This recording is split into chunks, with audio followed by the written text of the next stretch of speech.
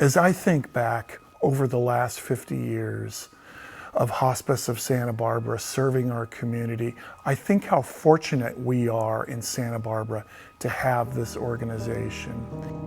And I would like to thank everyone today at the Rosewood Miramar for your support with all the work Hospice of Santa Barbara does in our community. For the past 50 years, Hospice Santa Barbara has been part of our core community support structure that's helped families deal with some very dark and challenging times. Because we've been here for 50 years, we've seen what happens within a community as it begins to change.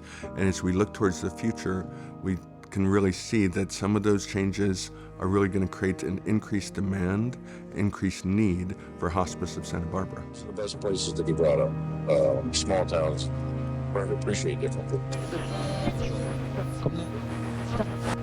America celebrates its 200th birthday.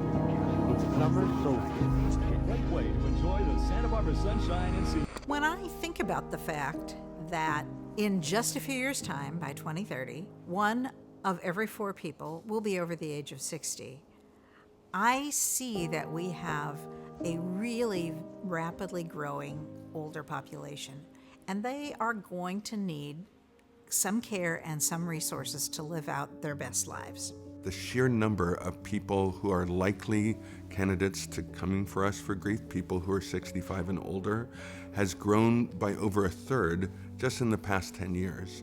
As we look towards the future, we know that that's going to accelerate even further. The demand is only going to grow, and it's not going to grow a little bit, it's going to grow dramatically as we face the coming decades. When I got diagnosed with Hodgkin's lymphoma stage 4, I found myself really at a loss. What I was going through was very difficult because you find yourself alone.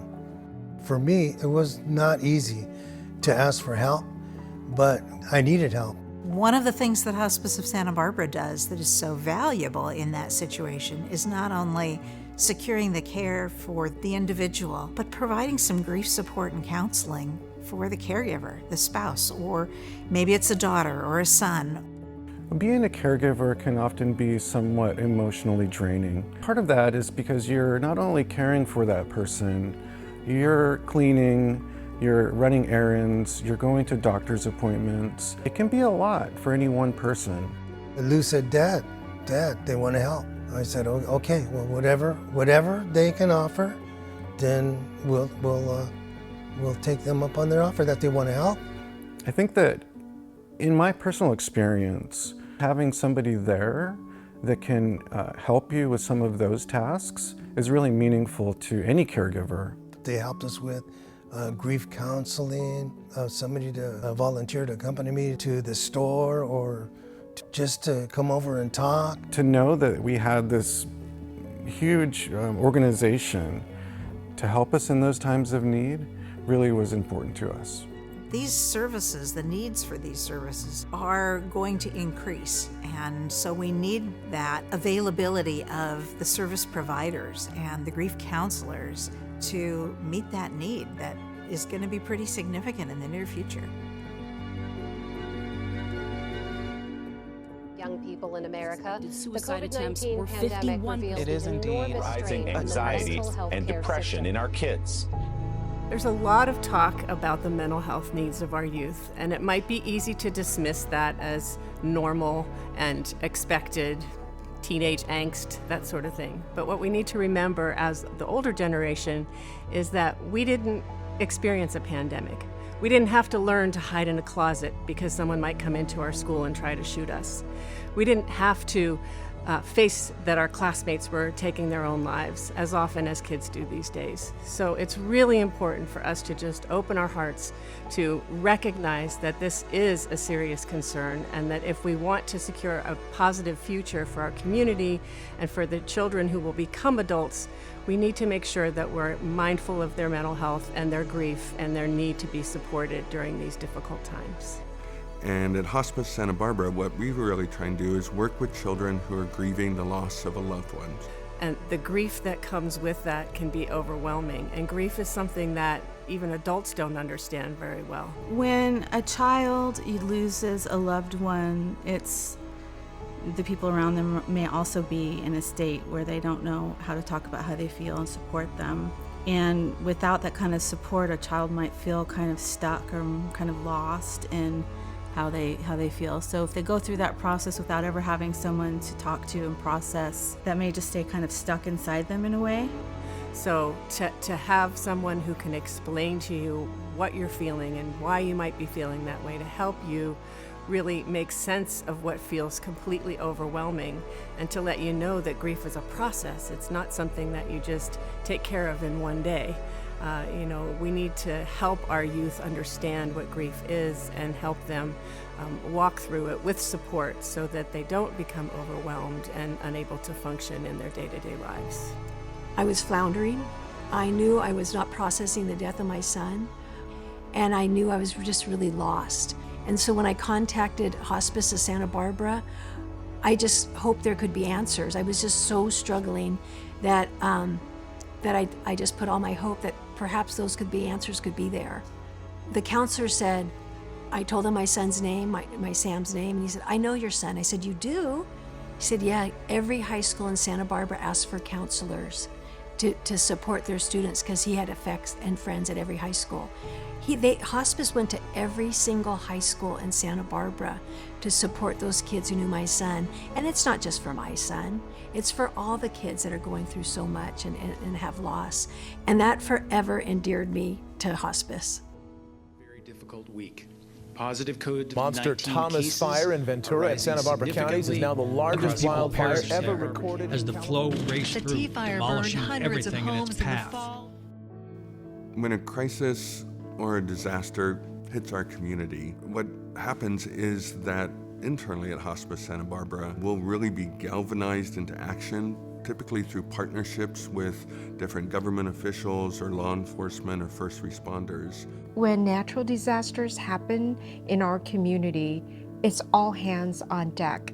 And Hospice of Santa Barbara plays a pivotal role when that happens. They are there to hold our local responders up. Our first responders see things, they experience things, they experience grief, they experience life and death in ways that we can't even imagine.